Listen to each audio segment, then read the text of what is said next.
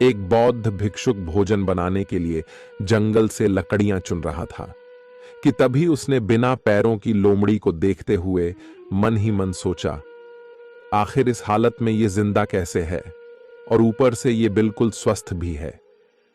वह अपने ख्यालों में खोया हुआ था कि अचानक चारों तरफ जोर जोर से अफरा तफरी मचने लगी। जंगल का राजा शेर उस तरफ आ रहा था। बौद्ध भिक्षुक भी तेजी दिखाते हुए एक ऊंचे पेड़ पर चढ़ गया और वहीं से सब कुछ देखने लगा। शेर ने एक हिरण का शिकार किया था और उसे अपने जबड़े में दबाकर लोमड़ी की तरफ बढ़ रहा था, पर उसने लोमड़ी पर हमला नहीं किया बल्कि उसे भी खाने के लिए मांस के कुछ टुकड़े डाल दिए। यह तो घोर आश्चर्य की बात है। शेर लोमड़ी को मारने की बजाय उसे भोजन दे रहा है। बौद्ध भिक्षुक बुदबुदाया और सोच में पड़ गया। उसे अपनी आंखों पर भरोसा नहीं हो रहा था, इसलिए वह अगले दिन फिर वहीं आया और छिपकर शेर का इंतजार करने लगा। आज भी वैसा ही हुआ। शेर ने अपने शिकार का कुछ हिस्सा लोमड़ी के सामने डाल दिया। बौद्ध भिक्षु ने सोचा कि यह भगवान के होने का प्रमाण है। भिक्षुक ने अपने आप से कहा कि वह जिसे पैदा करता है उसकी रोटी का भी इंतजाम कर देता है। आज से इस लोमड़ी की तरह मैं भी ऊपर वाले की दया पर जीऊंगा। ईश्वर मेरे भी भोजन की व्यवस्था करेगा। ऐसा सोचते हुए वह एक वीरान जगह पर जाकर एक पेड़ के नीचे बैठ गया। पहला दिन बीता पर कोई वहां नहीं आया। दूसरे दिन भी कुछ लोग उधर से गुजर गए, पर उस बौद्ध भिक्षुक की तरफ किसी ने ध्यान नहीं दिया। इधर बिना कुछ खाए पिए वह कमजोर होता जा रहा था। इसी तरह कुछ और दिन बीत गए। अब तो उसकी रही सही ताकत भी खत्म हो गई। वह चलने फिरने के लायक भी नहीं रहा।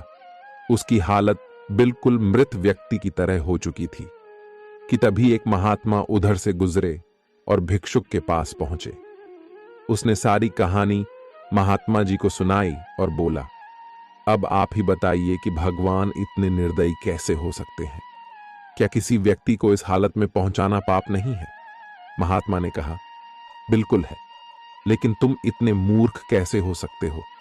तुम ये क्यों नहीं समझे कि भगवान तुम्हें उस शेर की तरह बनते देखना चाहते थे, लोमड़ी की तरह नहीं? हमारे जीवन में भी ऐसा कई बार होता है कि हमें चीजें जिस तरह समझनी चाहिए और उसके विपरीत समझ लेते हैं। ईश्वर ने हम सभी के अंदर कुछ न कुछ ऐसी शक्तियां दी हैं जो हमें महान बना सकती हैं। जरूरत है कि हम उन्हें पहचानें। इस संपूर्ण कहानी में भिक्षुक का सौभाग्य था कि उसे उसकी गलती का एहसास कराने के लिए महात्मा जी मिल गए।